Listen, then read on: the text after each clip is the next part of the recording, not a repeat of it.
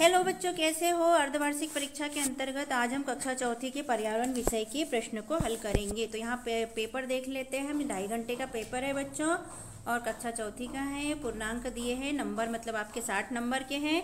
बहुविकल्पीय प्रश्न के अंतर्गत है। पहले प्रश्न से 5वें प्रश्न तक निर्देश दिए हैं। सही विकल्प चुनकर उत्तर लिखिए। प्रत्येक प्रश्न के 1 अंक दिए गए हैं, मतलब एक सही रहेगा तो आपको 1 अंक मिलेगा। प्रश्न पहला है, ताजी बर्फ पर चलते समय क्या कठिनाई होती है। तो ABCD में से हम बी वाला ऑप्शन हमारा सही है, पैर फिसल जाते हैं, हम लिख लेंगे। प्रश्न दूसरा है, हाथियों के झुंड का मुखिया होता है।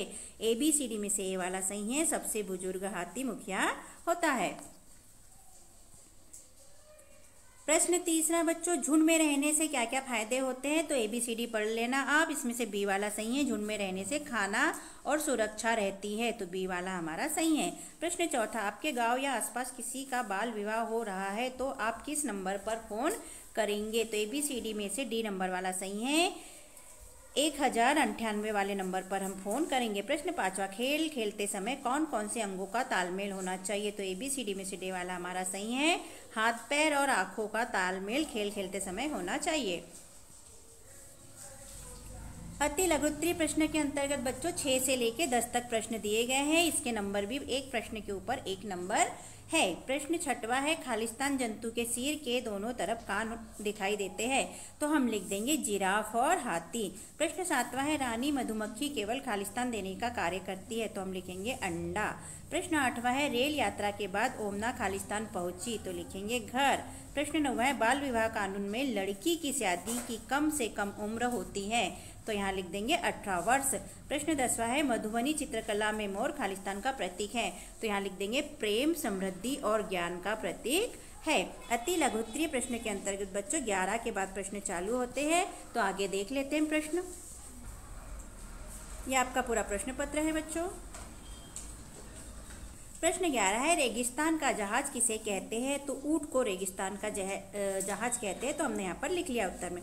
प्रश्न 12 है, झुंड के मुखिया हाथी के क्या कार्य होते हैं। तो उत्तर, झुंड के मुखिया हाथी के कार्य सुरक्षा करना और आगे चल के सबके राह दिखाना। प्रश्न 13 है, खेजड़ी के पेड़ के किस भाग का उपयोग दवा के रूप में किया जाता है। तुम लोग भी सुनते जाओ, जिसको नहीं पता है इसका उत्तर मिल जाएगा चौथे वाले को। मेरी बात सुनते जाओ अगर किसी को सुनना है तो, ठीक है। इसका उत्तर है, खेजड़ी के पेड़ की छाल का उपयोग दवा के रूप में किया जाता है। प्रश्न 14 है, पेड़ों से हमें क्या क्या प्राप्त होता है। तो उत्तर, पेड़ों से हमें फल, सब्जियां, फूल, दवा, जड़ी बूटियां, लकड़ी, गोंद, रबर आदि प्राप्त होते हैं। प्रश्न 15, ओमना का बलियम्मा से क्या संबंध है। तो इसका उत्तर लिखेंगे, ओमना का बलियम्मा से मौसी का संबंध है। बलियम्मा ओमना की मौसी थी। प्रश्न 16, रेलवे स्टेशन पर कौन कौन क्या काम करते हुए दिखाई देता है। 4 नाम लिखे। तो उत्तर, ड्राइवर ट्रेन चलाता है, टिकट चेक करता है, रेलवे पुलिस रेल यात्रियों की सुरक्षा करता है, सुरक्षाकर्मी साफ सफाई करता है और पुलिस सामान ढोते हैं। प्रश्न 17, 2 जीवों के नाम लिखिए जिनके खाल पर पंख होते हैं। इन जीवों की एक एक विशेषता भी लिखिए। उत्तर, 2 जीवों की खाल पर पंख होते हैं। पहला नाम है बतख और दूसरा नाम है मुर्गी। इनके शरीर पर पंख होते हैं और पैरों पर गेज होते हैं। पक्षी गर्म रक्त वाले होते हैं। प्रश्न 18, बंद रेलवे फाटक को पार नहीं करना चाहिए, इसे संबंध में आप क्या सोचते हैं। तो इसका उत्तर है पहला, इसमें हम पहला प्रश्न 18, बंद रेलवे फाटक को पार नहीं करना चाहिए, इस संबंध में आप क्या सोचते हैं। तो इसका उत्तर में हम लिखेंगे, बंद रेलवे फाटक पार करना कानूनी अपराध है। दूसरा, रेलवे फाटक बंद होने पर मतलब कि ट्रेन किसी भी समय आ सकती है। और तीसरा है, फाटक बंद होने पर पार करने से एक्सीडेंट, दुर्घटना होने की संभावना बहुत ज़्यादा होती है, इसलिए हमें बंद फाटक होने पर रेलवे गेट पार नहीं करना चाहिए। प्रश्न 19, भारत में खेलों के लिए दिए जाने वाले 3 प्रमुख पुरस्कारों के नाम लिखिए। तो उत्तर, खेल पुरस्कारों के नाम निम्न प्रकार है। पहला, मेजर ध्यानचंद खेल रत्न पुरस्कार, दूसरा अर्जुन पुरस्कार और तीसरा द्रोणाचार्य पुरस्कार। प्रश्न 20, कच्चे घरों में गोबर से लिपाई क्यों की जाती है। उत्तर, गोबर से लिपाई करने से घर ठंडा होता है, मतलब ठंडा रहता है और गर्मी कम होती है और घर सुंदर दिखता है, इसलिए घरों की पुताई गोबर से की जाती है। प्रश्न 21, क्या आपने खेती में इस साधन को देखा है? इसका खेती में क्या उपयोग होता है, बताइए। तो उत्तर, ऊपर हमने प्रश्न में देखा है बच्चों कि वहाँ पर एक चित्र दिया है, वो किस चीज़ का चित्र है? वो हल का चित्र है, तो हमने यहाँ पर लिख दिया हाँ, हमने इसे देखा है, इसे हल कहते हैं, इससे खेती खुदाई की जाती है और फिर खेत में फसल बोते हैं।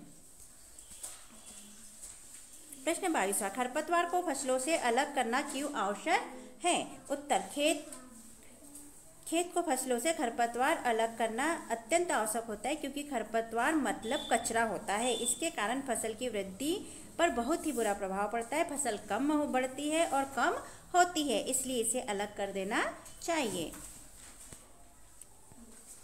प्रश्न 23, अनीता की मधुमक्खियां पाठ से आपको क्या शिक्षा मिलती है? उत्तर, अनीता की मधुमक्खियां पाठ से हमें यह शिक्षा मिलती है कि हमें पढ़ाई लिखाई करना चाहिए, हमें संघर्ष करके जीवन में आगे बढ़ना चाहिए, परिस्थितियों का सामना बिना डरे करना चाहिए, माता पिता की सेवा करना चाहिए व साथ देना चाहिए, हमें काम कर आगे बढ़ना चाहिए। प्रश्न 24 का अ है बच्चों, क्या आपने रेलवे स्टेशन पर इनको देखा है? इनको क्या कहा जाता है? तो ये मैं प्रश्न में आपको दिखा देती हूँ। ये हल वाला जो प्रश्न 21 प्रश्न जो हल किया था बच्चों, इसका चित्र ये है, और अभी 24 हम जो हल कर रहे हैं तो ये चित्र दिखाया। तो क्या आपने इनको देखा है? तो उत्तर में हम लिखेंगे हाँ, टीसी, ये है टीसी, इनको टिकट चेकर भी कहते हैं। ये टिकट चेक करते हैं और सुनिश्चित करते हैं कि कोई भी बिना यात्री बिना टिकट के यात्रा न करे। ब में है रेलवे के अन्य कर्मचारियों के नाम लिखेंगे। रेलवे के कर्मचारी निम्न है: टीसी, ड्राइवर और station master. TC ticket checker का काम करता है, मतलब टिकट चेक करता है। ड्राइवर ट्रेन चलाते हैं और स्टेशन मास्टर स्टेशन की व्यवस्था संभालते हैं। और भी बहुत सारे कर्मचारी होते हैं बच्चों।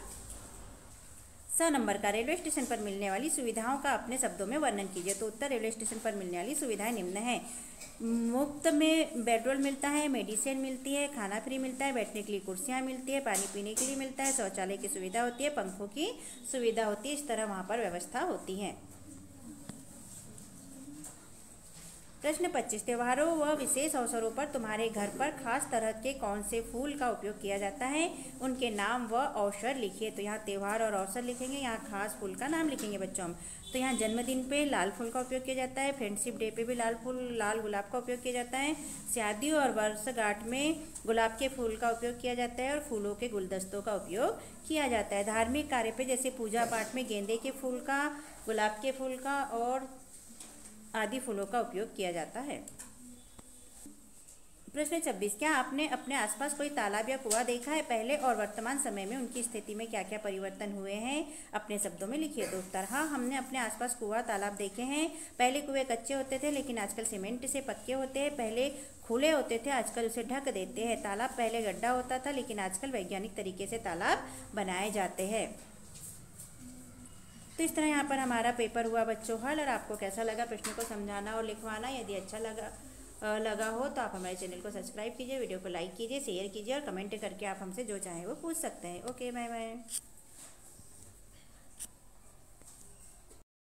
हमने अपने चैनल पर कक्षा चौथी के अंकुर अभ्यास पुस्तिका के सभी विषय के वीडियो बनाकर अपलोड किए हैं, जो आप हमारे चैनल पे जाके सब्सक्राइब करके देख सकते हैं। और कक्षा 5वीं की भी सारे विषय की 8 ग्रेड अभ्यास पुस्तिका के प्रश्नों को हमने हल करके यहाँ पर अपने चैनल पे अपलोड किए हैं, जिन्हें आप बच्चों चैनल पे सब्सक्राइब करके देख सकते हैं। तो आप हमारे चैनल को सब्सक्राइब कीजिए बच्चों, और वीडियो को लाइक कीजिए, शेयर कीजिए, जिससे कि हमें मोटिवेशन मिलते रहे और वीडियो अपलोड कर सके। Okay, thank you. फिर मिलते हैं अगले वीडियो में। बाय बाय।